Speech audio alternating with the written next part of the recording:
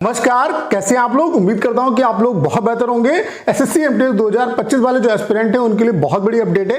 इस बार भी आपको बम्पर जो वैकेंसी है वो एमटीएस 2025 में देखने को मिलने वाली है। अब ऐसा मैं नहीं कह रहा हूं, जो आरटीआई के रिप्लाई आए हैं उनके बेस पे मैं आपको बता रहा हूं। कई डिपार्टमेंट के आरटीआई के रिप्लाई आ चुके हैं, जिसमें एमटीएस के भी आरटीआई रिप्लाई है, उसके अलावा हवलदार के भी आरटीआई रिप्लाई है। तो वो सारे रिप्लाई मैं आपको यहाँ पे दिखाने वाला हूं। उसके अलावा कितनी क्या वैकेंसी इस बार आपको एमटीएस 2025 में देखने को मिल सकती है, इस पर बात करेंगे। उसके अलावा अगर आपको एमटीएस 2025 के थ्रू एक पोस्ट चाहिए तो आपके लिए सेफ टारगेट स्कोर क्या रहेगा, आपको कितना टारगेट अभी से लेके चलना चाहिए और उसी के हिसाब से अपना जो मॉक है वो आपको उसमें उतने नंबर लाने का प्रयास करना चाहिए। तो इन सब पॉइंट पे इस सिंगल वीडियो में हम लोग बात करने वाले हैं। ये वीडियो आप सभी के लिए बहुत ज्यादा हेल्पफुल होने वाला है। वीडियो को स्टार्ट करने से पहले आप सभी को एक इन्फॉर्मेशन बता देना चाहता हूं कि आपको जैसा पता है कि इस बार एसएससी जो है वो 2 जून से जितने भी एग्जाम, मतलब जो भी आपके नए जो एग्जाम होने वाले हैं अभी रिसेंटली, उसमें एसएससी जो है वो आधार बेस्ड जो बायोमेट्रिक है उसको स्टार्ट कर रही है। और इसके लिए आपको वन टाइम जो अपना रजिस्ट्रेशन है उसमें एडिट करने का ऑप्शन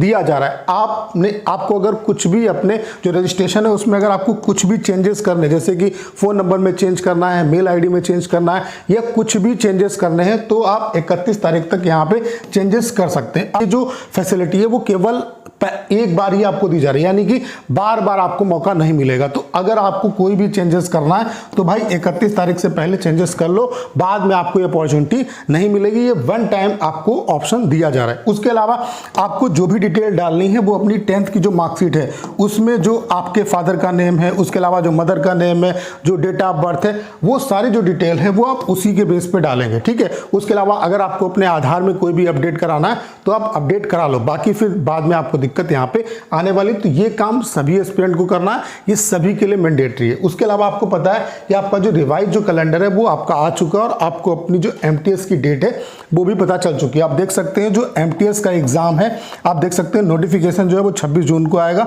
26 जून से लेकर के 24 जुलाई तक आप फॉर्म फिलअप कर सकते हैं। उसके अलावा आपका जो एग्जाम है वो 20 सितंबर से लेकर के 24 अक्टूबर तक आपका एग्जाम चलने वाला है। तो अब अपनी जो प्रिपरेशन है उसमें अच्छे तरीके से लग जाओ। और उसके अलावा अगर आपको एग्जाम निकालना है तो सिर्फ और सिर्फ 3 चीज़ों पे आपको फोकस करना है। पहला, अपना बेसिक पे अच्छे तरीके से काम करो। जो स्टूडेंट ये सोचते हैं कि हम वन लाइनर करके ही एग्जाम को क्रैक कर देंगे, तो ऐसा नहीं। जीएस में पहले आप सारे सब्जेक्ट को डेप्थ में पढ़ो, तभी आप वन लाइनर आपको याद रहेंगे और तभी आप स्कोर यहाँ पे निकाल पाओगे और तभी आपका सिलेक्शन होगा। तो सबसे पहले बेसिक पे काम करो।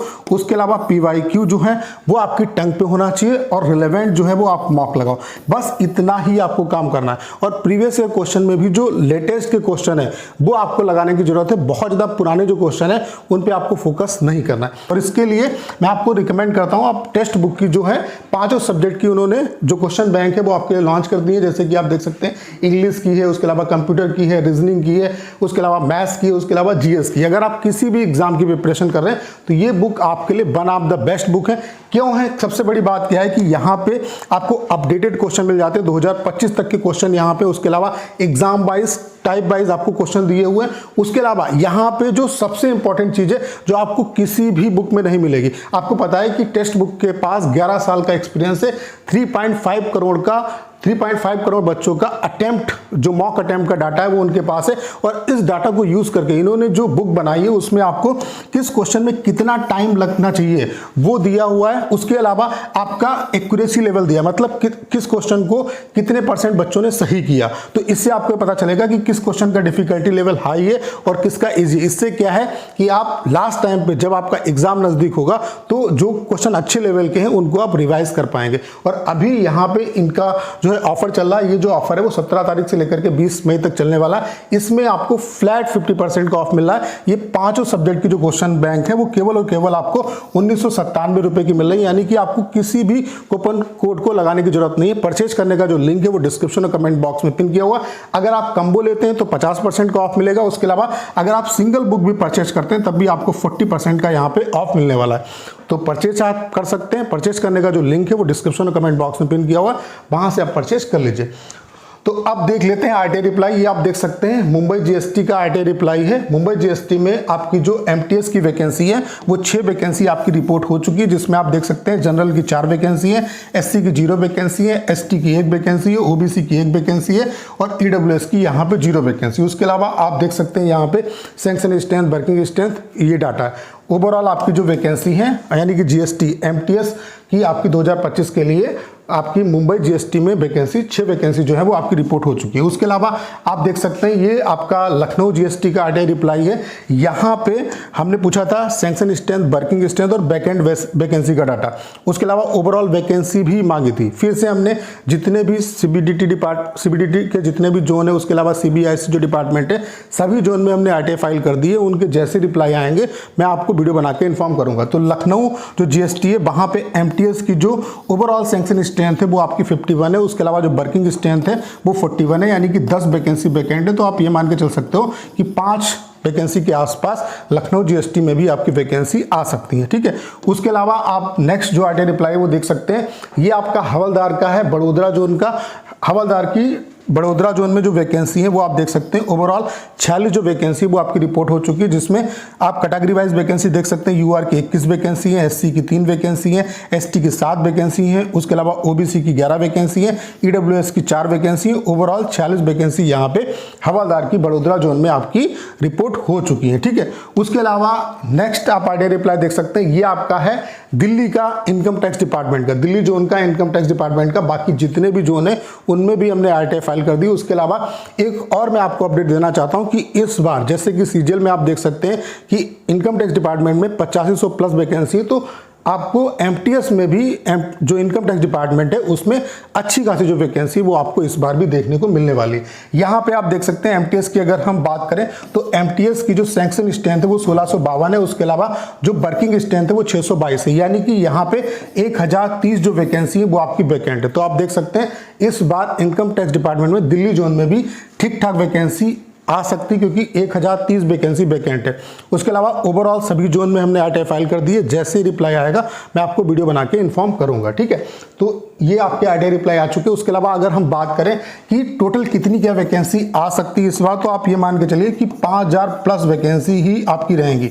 मतलब 5000 से कम वैकेंसी किसी भी कंडीशन में नहीं रहेंगी। और जो मेरी जानकारी है उसके हिसाब से मैं आपको बता रहा हूँ कि 8000 के आसपास वैकेंसी आपकी आ सकती है, यानी कि 5000 प्लस वैकेंसी जो है वो आपको देखने को मिलने वाली। वो 6000 भी हो सकती है, 7000 भी हो सकती है और 8000। मेरी जो इन्फॉर्मेशन है उसके अकॉर्डिंग 8000 या उसके आसपास वैकेंसी आपको देखने को मिल सकती है। तो अच्छी अपॉर्चुनिटी, अगर लास्ट ईयर आपका सिलेक्शन नहीं हो पाया तो अच्छे तरीके से प्रिपरेशन में लग जाओ। या क्योंकि यहाँ पे जो सिलेक्शन है वो आपका 2 सब्जेक्ट के बेस पे हो रहा है, जीके जीएस, उसके अलावा इंग्लिश। तो इस पे अच्छे तरीके से आपको काम करने की जरूरत है। उसके अलावा मैथ और जो रीजनिंग है उसका बहुत ज्यादा रोल नहीं है। बाकी जो एग्जाम की प्रिपरेशन कर रहे हैं उसके लिए आपको अलग से एफर्ट करने की जरूरत नहीं। अगर एग्जाम निकालना है तो जीके जीएस पे अच्छे तरीके से आपको काम करने की जरूरत है। उसके अलावा इंग्लिश पे अच्छे तरीके से काम करने की जरूरत है। और जीके जीएस में ऊपर से पढ़ने का प्रयास करोगे तो कभी एग्जाम नहीं निकलेगा।